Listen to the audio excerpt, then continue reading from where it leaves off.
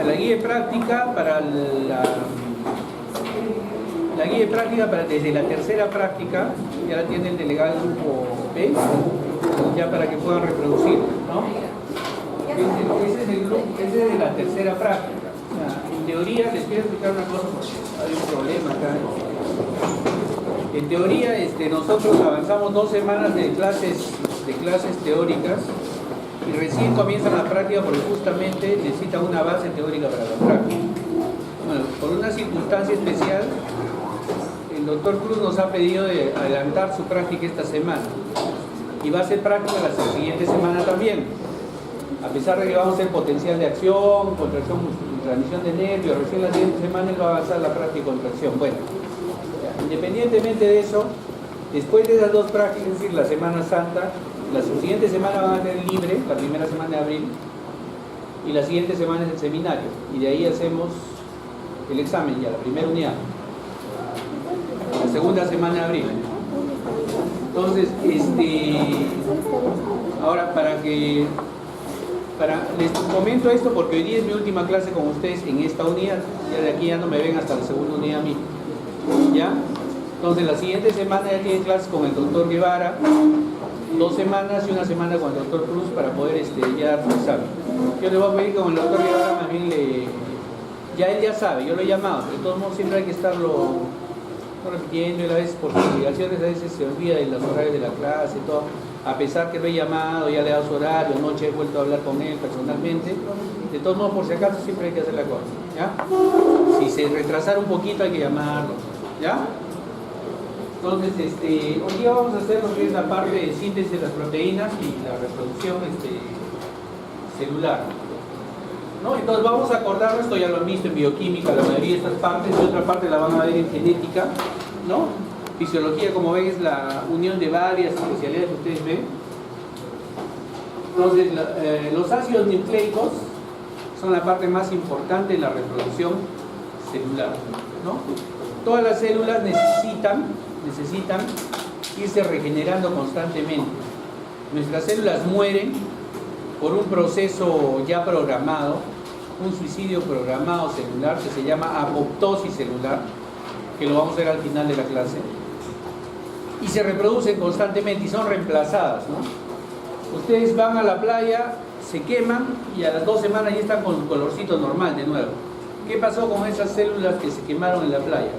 Se escamaron, se cayeron, ¿no es cierto? Se murieron y ustedes cambiaron de piel.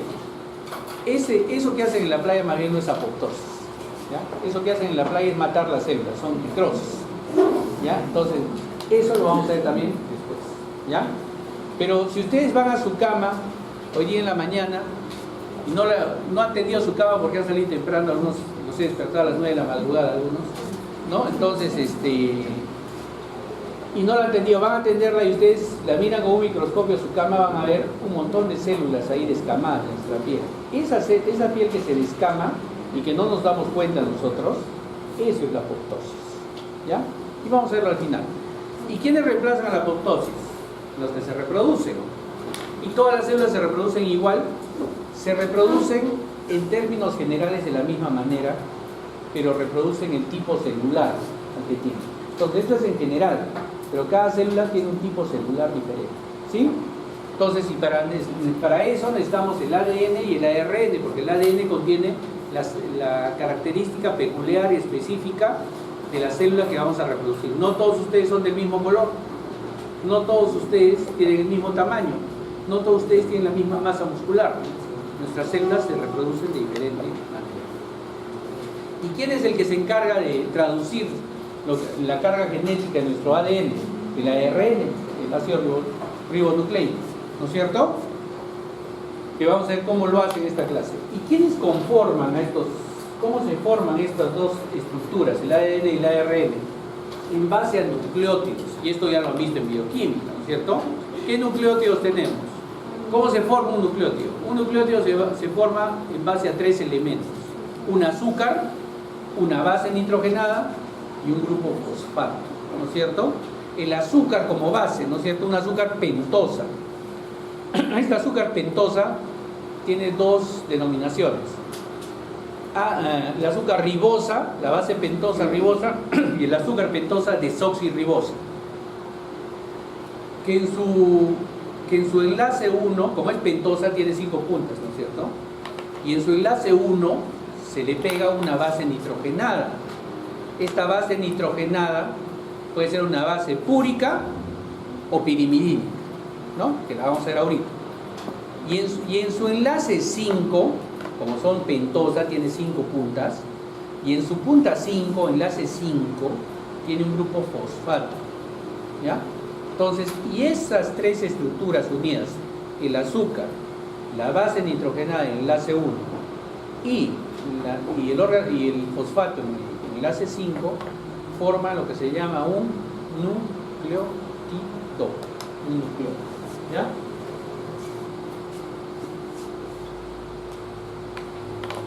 Acá tienen un nucleótido, ¿no es cierto? Entonces, ya más adelante, bueno, conforme avance la clase vamos a ver que esta base nitrogenada puede ser de 1 o 2 anillos, ¿no es cierto? La de 2 anillos es una base púrica y un anillo es una base pirimidínica, ¿ya? El azúcar pentosa, 5 puntas, puede ser ribosa o desoxirribosa, y este grupo fosfato. El grupo fosfato se une al enlace 5 y la base nitrogenada al enlace 1. Nuevamente lo mismo, este nucleótido solo que con una base pirimidínica de un solo anillo en la base nitrogenada, ¿ya? Entonces, hasta ahí creo que no hay problemas.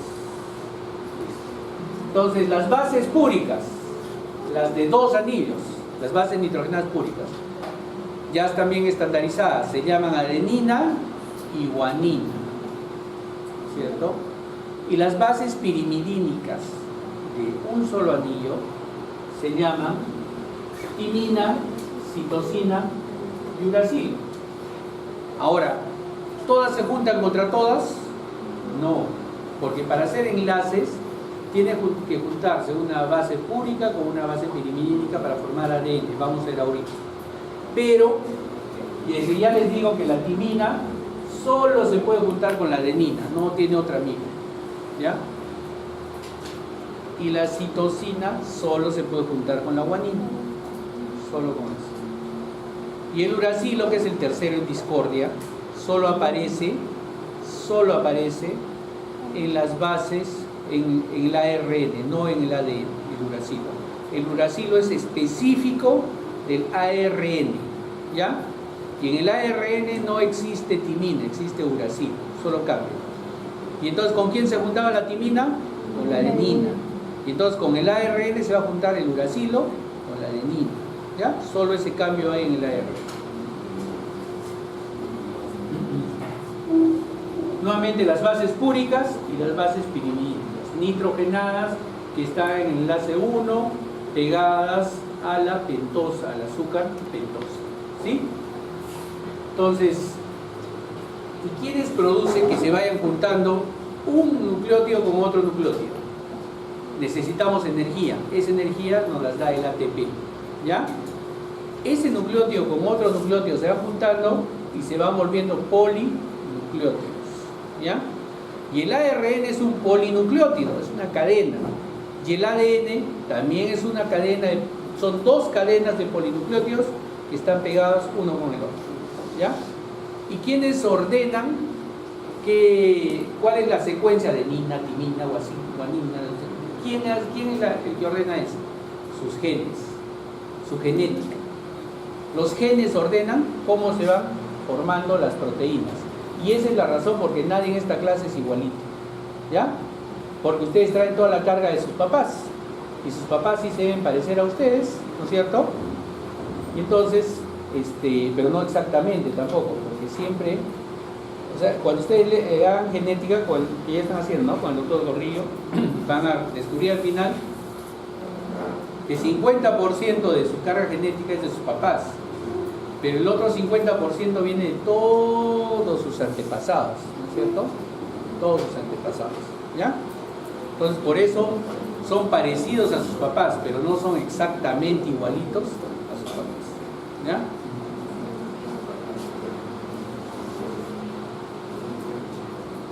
Entonces, los polinucleótidos son la unión de muchos nucleótidos. ¿Y estos nucleótidos cómo se unen? Se unen de dos maneras los polinucleótidos. Se unen primero por enlace, los grupos fosfatos se van uniendo por enlaces fosfodiéster. Cada fosfato se une por enlace fosfodiéster uno al otro y van formando como una especie de cadenita, ¿ya? Estos enlaces fosfodiéster van formándose uno con otro, uno con otro, uno con otro, ¿ya? Entonces, ¿cuál era la base de todo? El azúcar, ¿no es cierto? El azúcar pentoso, ribós en este caso. Y se unen los enlaces fosfodiéster. Estos enlaces fosfodiéster se unen. Si, ¿en qué nivel estaba acá? El enlace fosfato en el 5, ¿no es cierto? Ya está. Y se une al otro lado en el 3. ¿Ya? Y entonces se van uniendo así 5, 3, 5, 3, 5, 3, 5, 3, 5, 3, 5, 3, 5, 3. ¿Ya? Y si quieren de arriba abajo, 3, 5, 3, 5, 3, 5, 3, 5, 3, 5, 3. ¿Ya? Ese es en una sola cadena, que sería el ARN. ¿Ya? En una sola cadena. Pero cuando tenemos ADN, en el ADN se enfrenta otra cadena aquí. Se enfrenta otra cadena aquí. Y al enfrentarse la otra cadena forma esto, nuestro ADN. Desde el año 1953, Watson y Crick ya dijeron cómo era nuestra estructura del ADN. Miren, ya se van a cumplir 80 años. Y ahora ya no solo lo hemos puesto así, sino hemos sacado ADN, hemos desenrollado el ADN, hemos leído nuestra estructura del ADN. ¿Y cómo la podemos leer? Porque ¿qué son estos? Estos son los enlaces fosfodiéster, ¿no es cierto?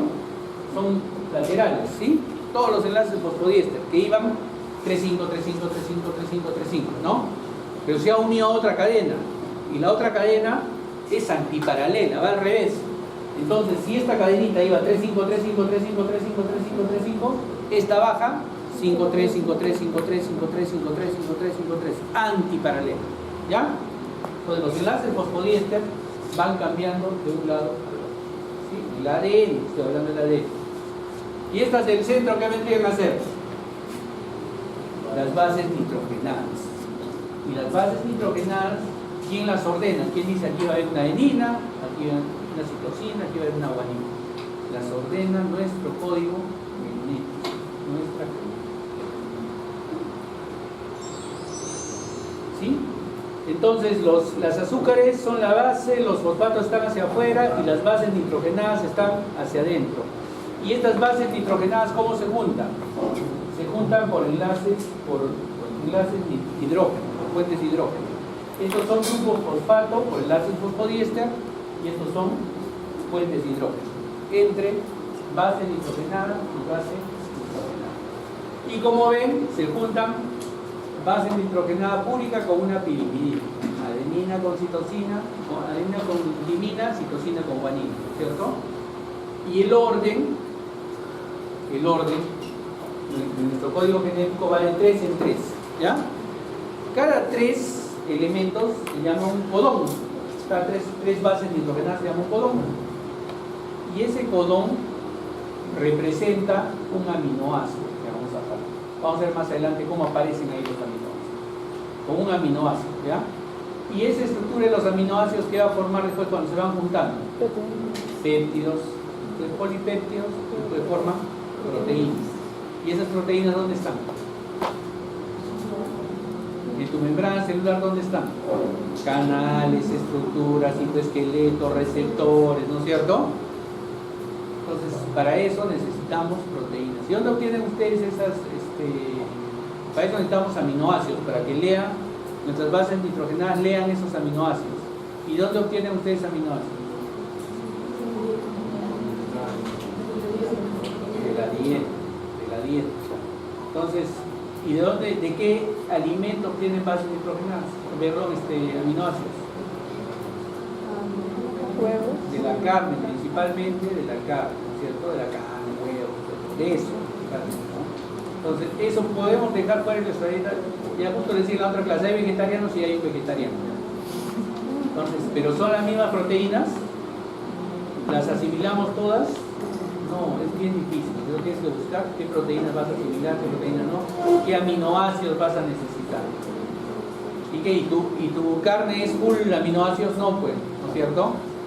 Nosotros facilitamos, cocemos nuestra carnecita, la quemamos, la cocinamos, para que podamos romper enlaces, ¿no? Y cuando nos los comemos, mediante enzima rompemos enlaces y los polipéptidos se vuelven péptidos y las proteasas vuelven aminoácidos. Y esos aminoácidos los leemos acá y los volvemos proteínas para nosotros, ¿no es cierto?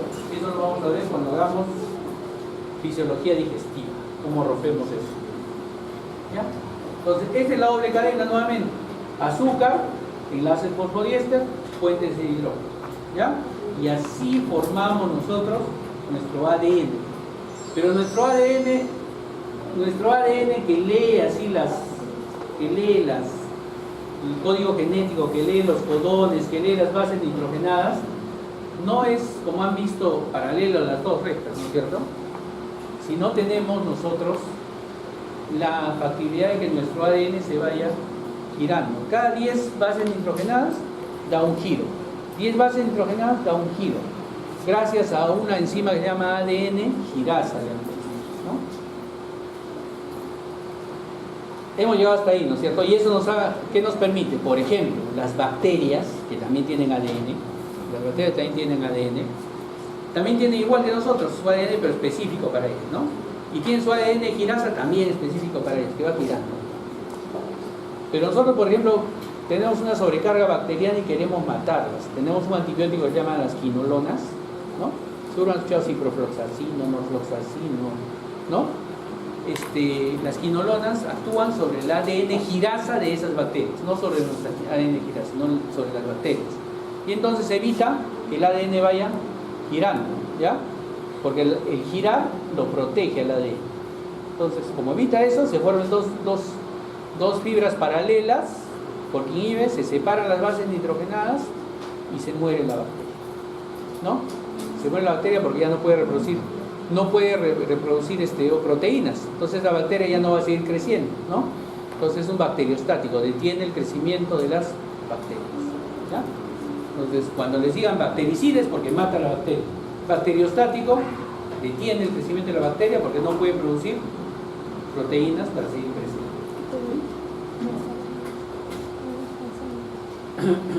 Y nuevamente vamos a repetirles que la adenina se une con la timina y la citosina con la guanina. No hay otra unión en la lectura, ¿ya? Las fibras antiparalelas, 3,5, 3,5, 3,5, como les decía, y la vuelta cada 10 escalones, ¿no? Y entonces nosotros vamos viendo que se va formando la molécula del ADN. Inexpugnable aparentemente, pero ¿cómo podemos leerla, pues? ¿Cómo podemos leer esta molécula de ADN? Esta molécula de ADN se mete el ARN mensajero en medio de los dos y lo lee y comienza a producir dos cadenas diferentes y se va a reproducir. ¿Sí? Comienza a producir. ¿Cómo pasa eso? ¿Cómo pasa eso? Nuestra naturaleza es maravillosa. Pues nosotros sabemos, nuestras células saben cuándo tiene su ciclo de vida, cuándo tienen que reproducirse y cuándo tienen que morirse, ¿no?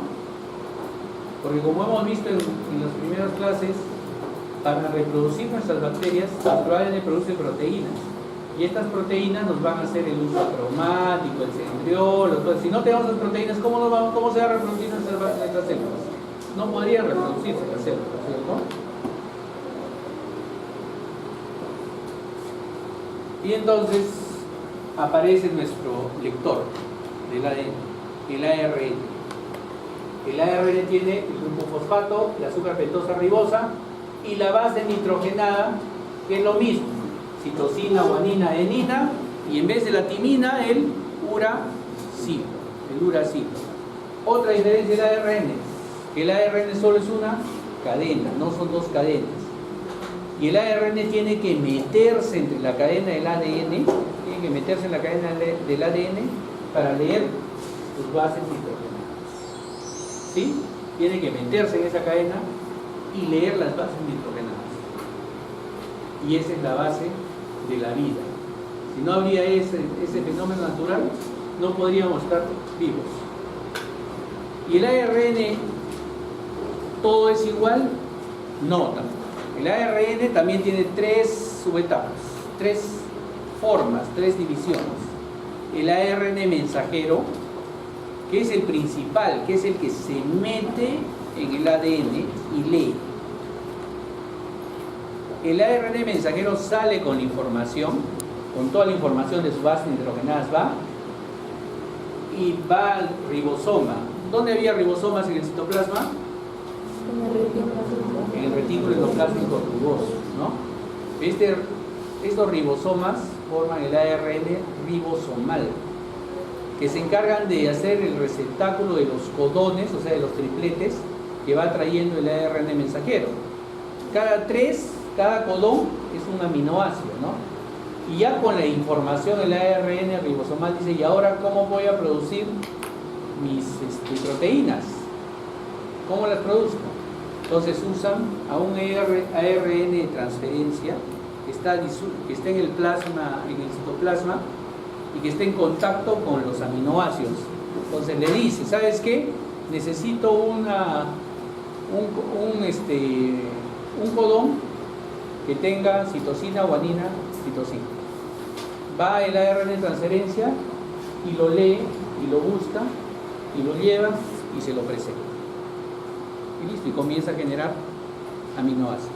¿Ya? Lleva aminoácidos, acarrea aminoácidos, el ARN de transferencia. Entonces el ARN mensajero es el más grande de los 3. Puede juntarse de 100 hasta 1000 nucleótidos, ¿sí? 1000 nucleótidos, ¿sí?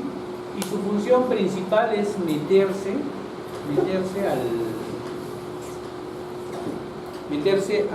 entre las 2 hebras del ADN, ¿sí? Y leerlo. Ahora vamos a hacer una figura. El ARN ribosomal recibe la información del ARN mensajero, ¿no? Y el ARN ribosomal lee todo lo que nos traen del núcleo. Ahora, ¿recuerdan ustedes que los ribosomas tenían 2 subunidades que les dije? Bien, en las células procariontes de las bacterias tienen su unidad 30S y 50S, ese es su peso molecular absoluto. En los seres humanos, en nuestra especie, la subunidad pequeña tiene 40S y 60S. Esto es importante, importantísimo, porque los antibióticos que también actúan sobre los ribosomas de las bacterias actúan sobre las unidades 30S o 50S, no actúan sobre nuestros ribosomas, si no nos matarían a nosotros, ¿sí? Entonces por eso es importante este conocimiento, ¿ya? Y el ARN de transferencia, que tiene una forma de trébol, como les reitero, es el que va a leer los codones.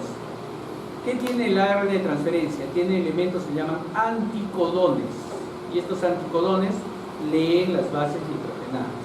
Entonces hasta ahorita todo se basa, toda la reproducción de las proteínas se basa en lectura de bases nitrogenadas, en orden, ¿no es cierto? En la secuencia, en el orden. Entonces el ARN de transferencia, en forma de hoja de trébol, y se pliega, ¿no es cierto? Tiene anticodones, que son los que buscan a los aminoácidos. Cada secuencia de 3 anticodones es un aminoácido. Entonces lo lee y lo acarrea el aminoácido. En las figuritas vamos a ver. Y así se va plegando el ARN de transferencia, ¿ya? Está siempre pegado, y cuando va a leer un aminoácido se despliega para leer el aminoácido.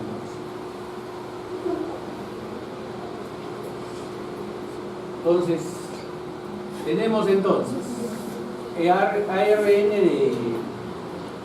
ARN mensajero, ARN ribosomal y ARN de transferencia. Esto es muy difícil, por ejemplo, en los virus. Los virus no tienen ADN, los virus solo tienen ARN. Y esto nos hace terrible a nosotros, por ejemplo en el SIDA, ¿no? El virus de inmunodeficiencia adquirida. El virus ingresa, ¿sí? Y este virus lo que hace es como tiene su ARN se mete en nuestro ADN, lo lee, le mete codones diferentes y nos altera sobre todo nuestros leucocitos, nuestros linfocitos. linfocitos, por eso se llama inmunodeficiencia adquirida. Lee eso, como son retrovirus, se mete en nuestro ADN y lo deforma, lo lee mal, y nuestras proteínas de nuestro sistema inmunitario comienzan a reproducirse en forma inadecuada. No sirven para nuestra defensa y acaban muriendo nuestro sistema inmunitario y nosotros.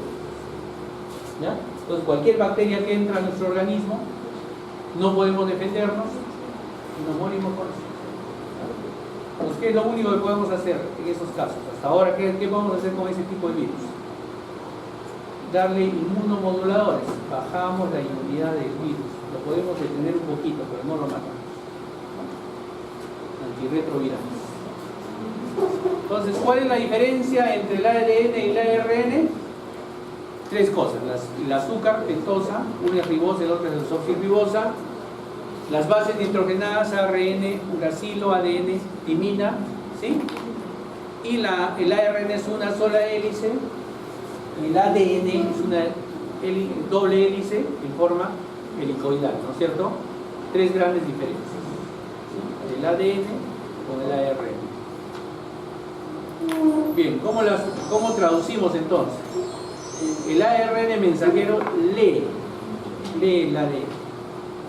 Pero para que lea, necesita una señal genética de inicio y un codón de terminación. ¿Ya? Entonces dice, de aquí hasta aquí voy a leer esta proteína que tiene diferentes aminoácidos.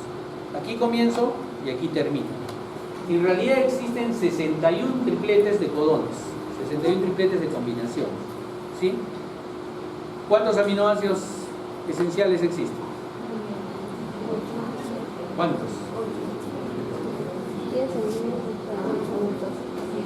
¿Cuántos aminoácidos en general conocen? Ya. 20. Y hay 61 codones. Entonces quiere decir que algunos aminoácidos pueden ser leídos por 2 o 3 codones diferentes. ¿Ya?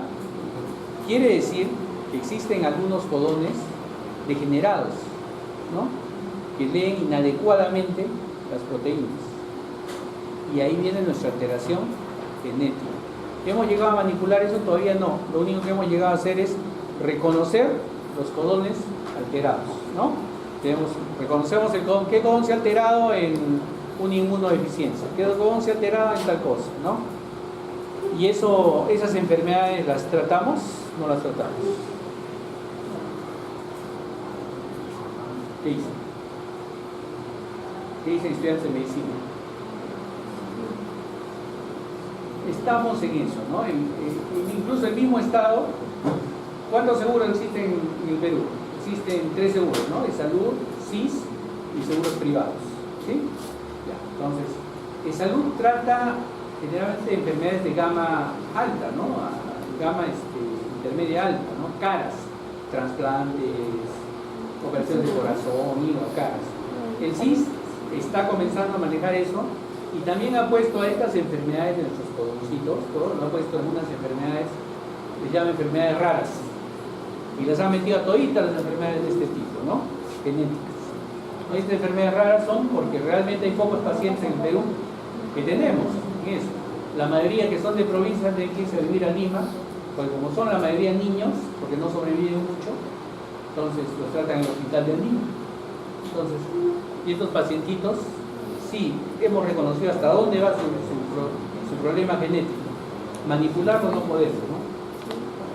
Entonces, ¿qué es lo que va a pasar, como decía, en los siguientes años? ¿Cuál es el futuro de esto? Primero vamos a pasar por el consejo genético. No sea malo, vamos a manipular vamos a hacer en los siguientes años, ¿no? Ya se está comenzando a hacer en animales, ¿sí? Pero sí podemos darle consejo genético, ¿no? Entonces, ¿qué pasa? Te van a leer tu ADN y van a leer el ADN de tu pareja, ¿no? ¿Y qué te van a decir? Mejor no se casen porque, ¿no? Están perdidos. O si se casan, saben que van a tener esto, ¿no es cierto? Entonces, mejor adopten si se van a casar. O cosas así. Entonces, ese es un consejo genético. Pero eso tienen que hacerlo en base a eso. Claro, si tú tienes hermanos, primos, familiares que tengan algún defecto genético de este tipo, tienes que ser consciente que tienes que tener una consejería genética para evitar un problema, ¿no? Y harían feliz a muchos niños africanos. ¿Ven? Miren, estos son los codones y cada codón va a leer un aminoácido, ¿no? Tenemos codones de terminación y codones de inicio. Entonces viene el ARN mensajero, se mete y comienza a leerlo, ¿no es cierto? Si encuentra una adenina, dice, voy a juntarme con una guanina, ¿no es cierto? No tiene timina, tiene uracilo, ¿no es cierto? Tiene uracilo, ¿sí? Entonces, y se van juntando así, van comenzando a juntarse, ¿ya?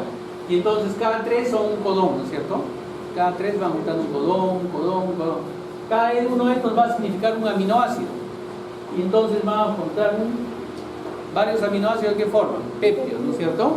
Y varios péptidos forman polipéptidos y después proteínas, ¿sí? Entonces así se va leyendo la carga proteica.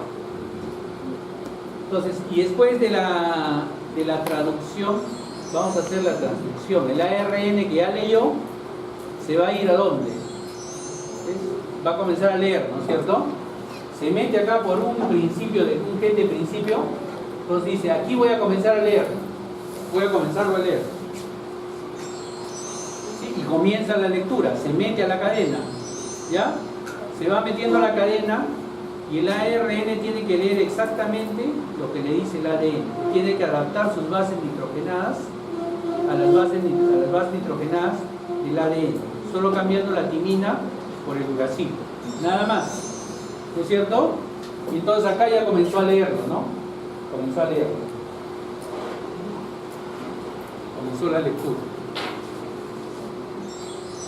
¿Y hasta dónde lo lee? Hasta que hay un gen que dice, un codón que dice hasta acá nada más. Codón de terminación, que es un triplete de terminación. Y entonces ya tenemos acá nuestro ARN con nuestra información.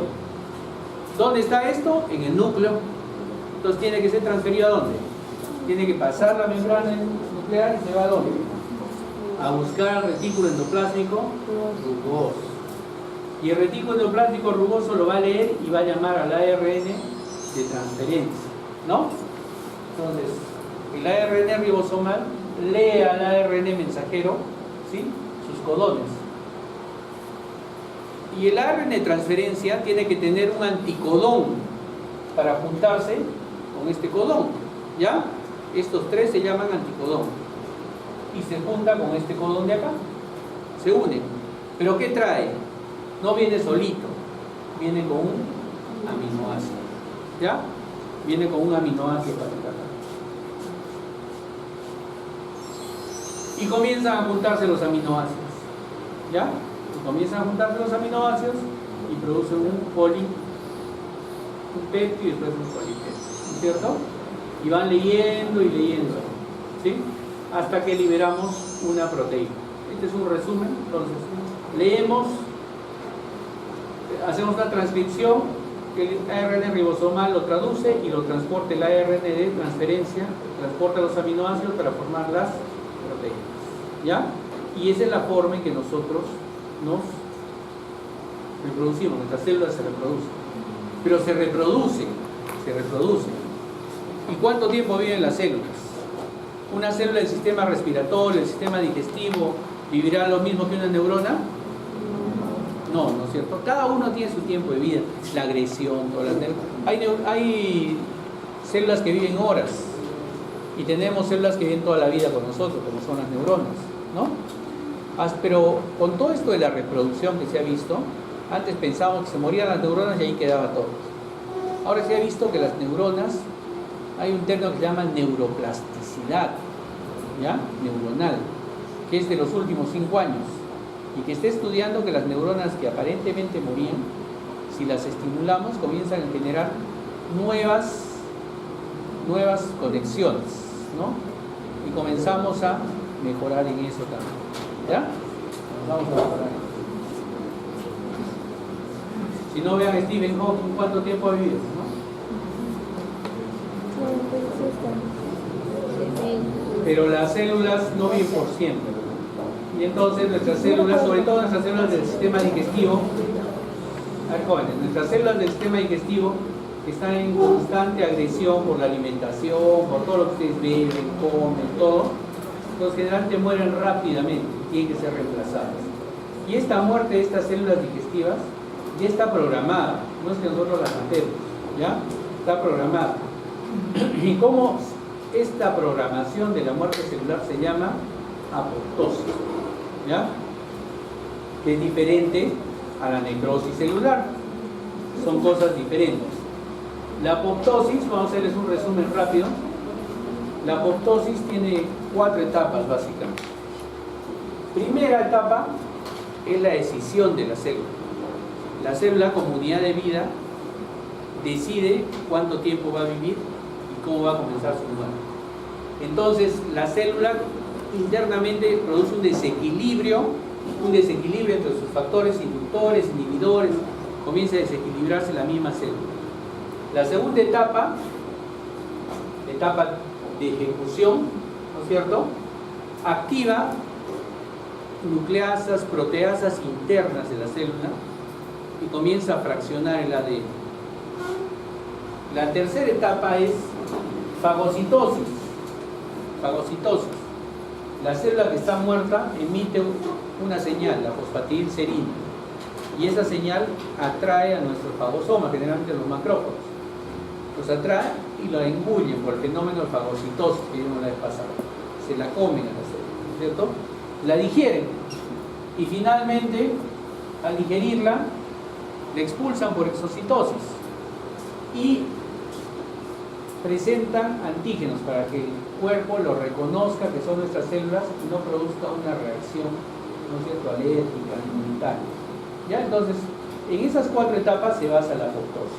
Primero, la misma célula se desequilibra, genera enzimas, y estas enzimas, proteasas, que tienen su nombre, vamos a verlas ahorita, nucleasas, fragmentan el ADN y después la célula es comida, digerida y expulsada a sus desechos.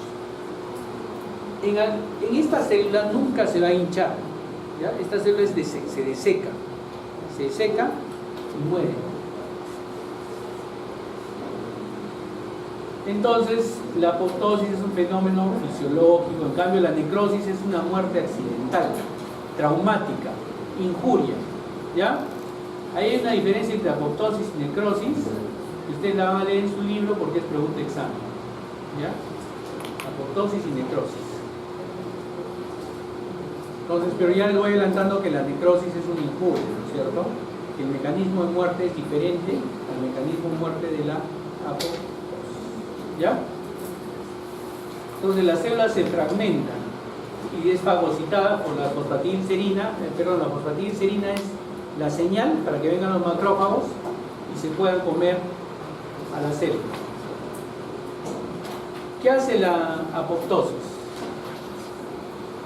Evita que haya contenido celular que se libere al plasma, al extracelular. Esta muerte celular no produce inflamación, ¿ya? No produce ninguna inflamación y no produce daño a todas las células adyacentes. No se liberan lisosomas, no se libera nada, ¿no? No hay edema, no hay nada. Entonces las células adyacentes no se dañan. A ver, más o menos cómo se inicia esta muerte celular. ¿Cómo se inicia? Primero, más o menos, ¿sí?, se activan unas enzimas, estas enzimas llamadas caspasas, que son las proteasas que les digo, y estas caspasas comienzan a comerse a la célula, ¿ya? Cuando se activa su señal. ¿Qué señales internas tenemos para que se activen las caspasas?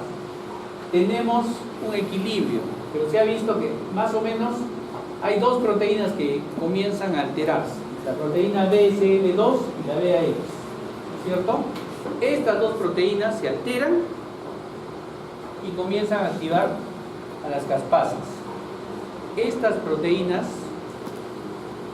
activan a la fosfatidilcerina, que emite la señal para que ya vengan a comerse, y como se muere la célula emite una señal que se llama el factor de necrosis tumoral. Pero si estas son células que se mueren, ¿por qué son tumores? ¿Qué es lo que sucede? Y las células, por ejemplo, los tumores morían constantemente y los pacientes cancerosos encontraban factor de necrosis tumoral. Cuando encontraban factor de necrosis tumoral, decían ya, este paciente tiene cáncer. Pero sin embargo había pacientes que tienen factor, y todos tenemos factor de necrosis tumoral, cuando nos dosan, y no tenemos cáncer algunos. Entonces, ¿de dónde viene ese factor de necrosis tumoral? Viene de nuestra misma apoptosis celular. ¿Ya? De ahí viene eso. Y bueno, las caspasas van rompiendo enlaces, ¿no? Y fragmentan las células, ¿no? Rompen las proteínas, rompen el ADN, rompen las membranas, ¿sí? Y la absorben. Diferente a la necrosis que produce edema y estallamiento de la célula, ¿ya? Entonces, su tarea, pregunta examen, diferencia entre necrosis y apoptosis. ¿De jóvenes? Y el lunes ya viene el doctor Guevara a hacer 2 semanas de clases. ¿Ya? Como les digo, ya dejé la guía para la tercera semana.